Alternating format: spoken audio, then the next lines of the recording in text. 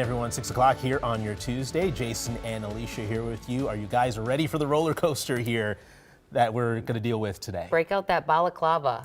You bought one, right? I did buy the baklava. You haven't used it yet. I have not used the baklava. There you go, baklava. Balaclava, baklava. What is this now? It's the face covering. The thing that you put over your face. Thank you. All right. Well, it's also my daughter's birthday. I'm trying to wake her up for her 7th birthday. I know she's not up yet. We'll give her a bigger shout out later. 36 degrees right now. We are seeing our first wind. It's actually quiet. It's very warm and comfortable. So it's more of the calm before the storm than it is right now. So your drive to work is going to be fabulous. 12 degrees though in Moorhead. Things are shaking up back there as we're seeing the temperature drop. Winds are sustained at 30. They've got a wind advisory and they've got snow. So take a look at the wind chill right now. 36, of course, the same temp. 9 below in Moorhead. So we're really starting to see temperatures drop. When do we get it here in the cities? Winds crank up in the afternoon, early afternoon, and drop us into the 20s. Wind chills will go to the single digits, and we might even see a little of this. Now, we're not going to get that, but we might see some light snow possible in the cities by the evening commute. So we got a lot to talk about in your forecast coming up. Yeah, get out in the morning while you can before that temperature plummets for sure. Thank you, John. We'll check back in a bit. The roads are quiet. They're great. Nothing out there to slow you down. Drive times, in fact, are looking good on 61. There was a crash there near Highwood. But other than that, like I said, drive times are average metro-wide. Turning out to a story that could have major impact on thousands of families here in the Twin Cities. That's right. Parent Circle, March 11th on your calendar. That's when St. Paul teachers say they'll go on strike unless they have a new contract in hand. District leaders now have less than 2 weeks to come up with a new deal. Cece Gaines is live at district headquarters tracking this developing story. Hey, Cece. Good morning, guys. We're learning that the union and the district has another mediation session scheduled for this Friday. But as you mentioned, St. Paul educators say that if they can't reach a tentative contract agreement with the district, then they're prepared to walk off the job on March 11th. So yes, mark your calendars.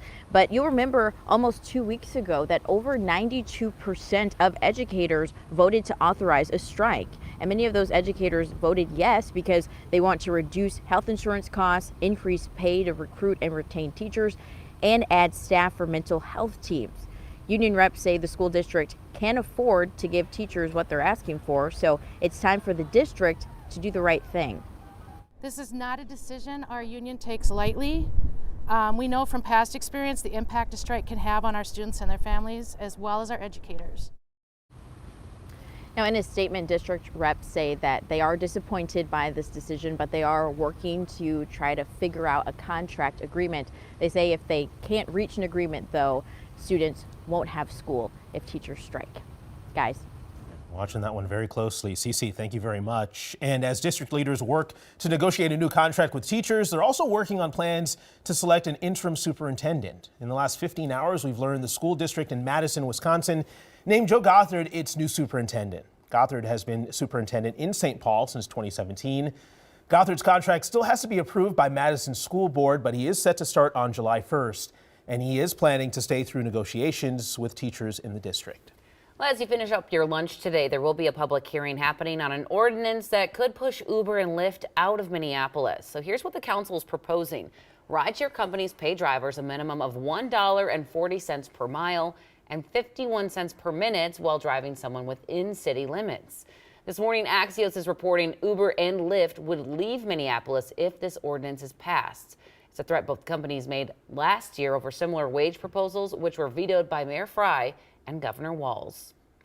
Thousands of security and janitorial workers in the Twin Cities are ready to walk off the job next week. SEIU Local 26 workers gave companies until Saturday to come up with a better contract, or they say they're going to strike starting Monday. Union is pushing for better pay and retirement security. These workers clean and provide security at MSP Airport and businesses across the Twin Cities. Time now 6:05, and we have new details to share this morning on tomorrow's public memorial service for Burnsville officers Matthew Ruge, Paul Elmstrand, and firefighter paramedic Adam Finseth. So here's a look at the procession route happening after the 11 a.m. service. It leaves from Grace Church in Eden Prairie and takes 169 and Highway 13 to Burnsville through several local streets.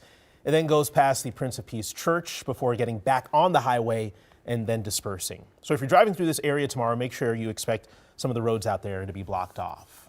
Tomorrow's memorial will also be streamed at Prince of Peace Church in Burnsville. It's a chance for folks to say their final goodbyes after a week of tributes, vigils, and prayers, including one tonight in Rochester for Adam Finseth. Now, Burnsville city leaders are sharing their thanks for all the support, and they say the best thing you could do this week is to line the streets for tomorrow's procession or tune in online. Your presence at the vigils, your messages of sympathy, your acts of kindness have touched the hearts of every member of our police and fire department and our hero families. So looking ahead to tomorrow, we'll be live at the church on sunrise. We'll also have live coverage of the service on air and online at KARE11.com. Well, it's been more than 2 years since a family of 4 from India froze to death on the Minnesota-Canada border. And in the last 24 hours, we're learning another man has been arrested in this case. Authorities say the man was arrested last week in Chicago on human smuggling charges. Investigators say the man hired Steve Shand of Florida to drive the migrants from the Canadian border to Chicago. Shand was charged with human smuggling in 2022 and pleaded not guilty. His trial is set for March 25th. Well, in a matter of hours, the first step to the November election kicks off right here in Minnesota. And all across the state, voters are encouraged to attend tonight's precinct caucuses just 1 week ahead of Super Tuesday. But why is today's event so important? Michelle Beck joins us now with everything that you need to know. Michelle. Hey, good morning to you guys. That precinct caucus kicks off in just about 13 hours. And it's important to note this is not about the presidential election. That part is saved for next week's primary. It is, however, about choosing volunteers for political activities, discussing issues that could become the party's official platform, and selecting delegates who will endorse candidates at future conventions. Check out the Caucus Finder tool online to search up where to go based on your party. What's interesting about this year is that as a result of recent law, roughly 50,000 more people can participate. We're talking about convicted felons who've served their times. We are not expecting too many people out there, though. David Schultz from Hamline University says based on his calculations, turnout for the caucus is less than 5%. People try to read kind of like the tea leaves and say, does participation, the numbers tell us anything in terms of the general election turnout? Generally not, but what the caucuses will tell us is the type of issues that the voters are interested in. It might tell us something about, relatively speaking, what percentage of the population, for our purposes here, consider themselves to be Democrats versus Republicans.